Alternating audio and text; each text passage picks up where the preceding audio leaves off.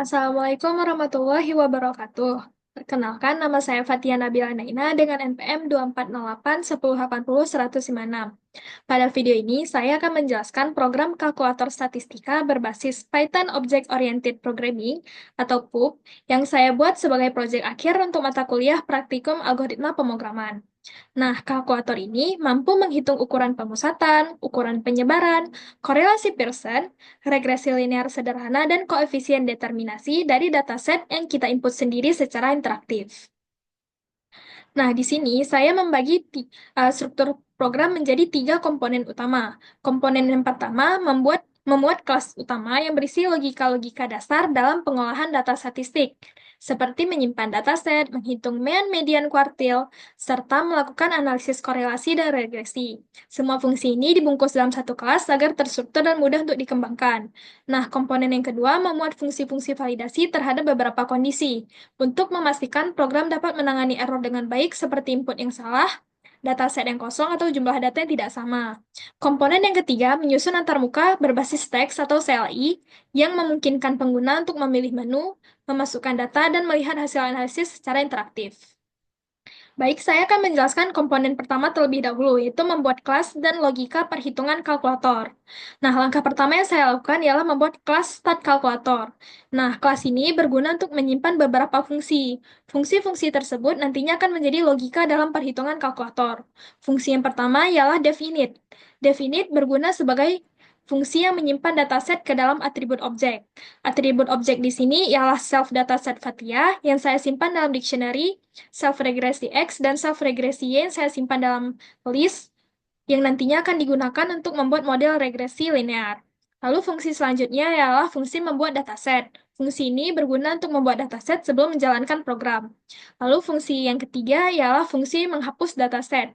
Fungsi ini berguna untuk menghapus dataset dari koleksi data yang telah kita simpan sebelumnya menggunakan perintah delete. Lalu fungsi yang keempat ialah menambah dataset. Fungsi ini berguna untuk menambah dataset ke dalam fungsi ini berguna untuk menambahkan data ke dalam dataset menggunakan perintah append. Lalu, fungsi selanjutnya ialah fungsi menghitung ukuran pemusatan. Fungsi ini berguna untuk menghitung ukuran pemusatan data, yaitu mean, rata-rata, dan median, nilai tengah. Nah, rumus mean sendiri ialah jumlah data dibagi dengan banyak data. Oleh karena itu, sebelum menjalankan program ini, kita harus memastikan bahwa banyak data yang ada di dalam dataset itu tidak sama dengan nol. Nah, di sini saya menggunakan logika percabangan if untuk memastikan bahwa banyak data yang ada di dalam dataset itu tidak sama dengan nol. Lalu, untuk menentukan median, langkah pertama yang harus kita lakukan ialah mengurutkan datanya. Lalu saya juga menggunakan logika percabangan if dan else untuk menentukan median. If jika jumlah datanya itu ganjil dan else jika jumlah datanya itu genap. Lalu fungsi menghitung ukuran penyebaran. Fungsi ini berguna untuk menghitung ukuran penyebaran data seperti range, kuartil, IQR, variance, dan standar deviasi. Langkah pertama yang harus kita lakukan dalam membuat fungsi ini ialah mengurutkan datanya.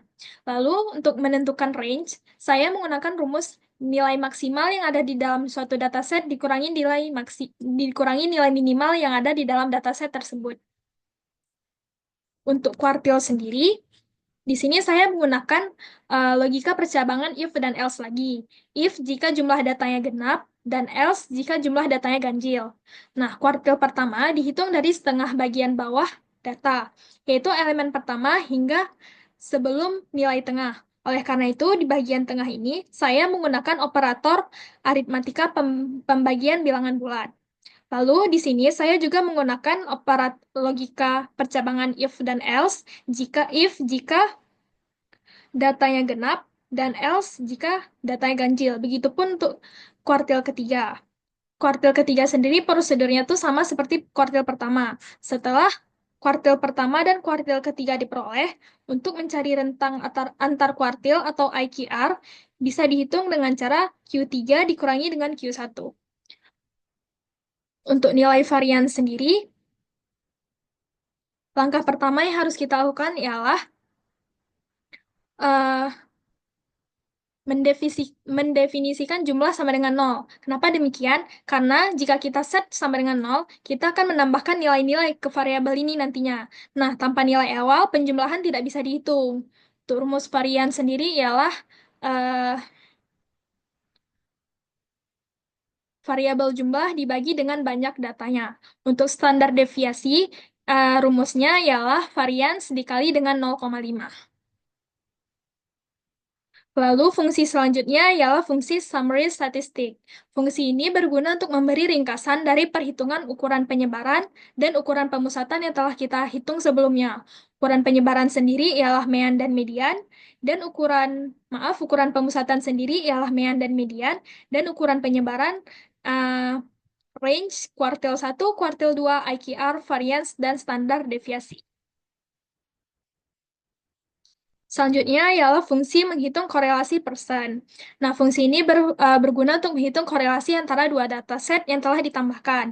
Nah, langkah pertama yang harus kita pastikan dalam fungsi ini ialah memastikan bahwa user telah menginput dua data. Karena jika user hanya menginput satu dataset saja, maka program tidak akan berjalan. Karena korelasi sendiri ialah melihat hubungan antara dua dataset yang telah ditambahkan.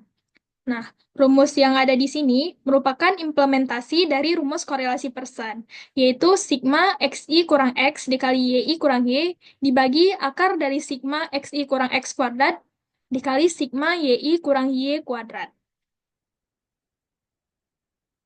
Fungsi selanjutnya ialah menghitung regresi linear. Sama seperti korelasi persen sebelumnya, di sini kita harus memastikan bahwa user sudah menginput dua dataset. Karena jika user hanya menginput satu dataset saja, maka program tidak akan berjalan.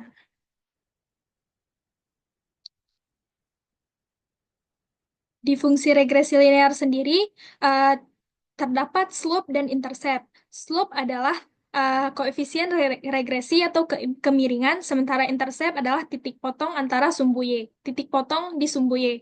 Model umum di regresi linear ialah Y sama dengan MX ditambah B. Lalu fungsi selanjutnya ialah menghitung koefisien determinan. Nah, langkah pertama yang harus kita lakukan setelah membuat fungsi ini ialah memastikan bahwa sebelumnya telah uh, user sebelumnya telah menghitung regresi linear, karena jika user belum menghitung regresi linear, maka kita tidak bisa menentukan koefisien determinasi dari uh, model regresi sebelumnya. Oleh karena itu, di sini saya menggunakan logika percabangan if untuk memastikan bahwa user telah membuat regresi linear terlebih dahulu. Nah, selanjutnya ialah fungsi tambahan, yaitu fungsi untuk menampilkan semua dataset. Fungsi ini berguna untuk menampilkan seluruh dataset yang telah ditambahkan oleh user. Lalu, saya akan menjelaskan komponen yang kedua, yaitu membuat menu sel kalkulator dan validasi dalam beberapa kondisi. Nah, menu di sini saya membuat fungsi menu VATIA yang berisi sel I dalam kalkulator statistika nantinya. Pilihan pertama ialah membuat dataset, pilihan kedua menghapus dataset, pilihan ketiga menambah menambah data ke dalam dataset, pilihan keempat menghitung ukuran pemusatan, pilihan kelima menghitung ukuran penyebaran, pilihan keenam tampilkan summary statistik, pilihan ketujuh hitung korelasi persen, pilihan ke-8 membuat model regresi linear, pilihan ke-9 menghitung koefisien determinasi, pilihan ke-10 tampilkan semua dataset, dan pilihan ke-0 keluar dari program kalkulator.